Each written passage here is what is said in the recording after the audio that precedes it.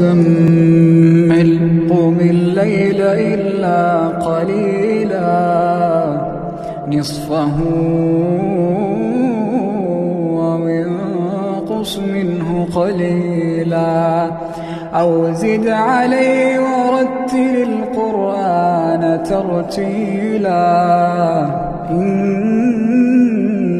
سنلقي عليك قولا ثقيلا إن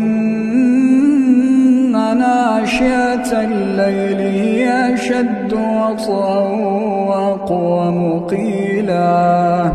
إن لك في النهار سبحا طويلا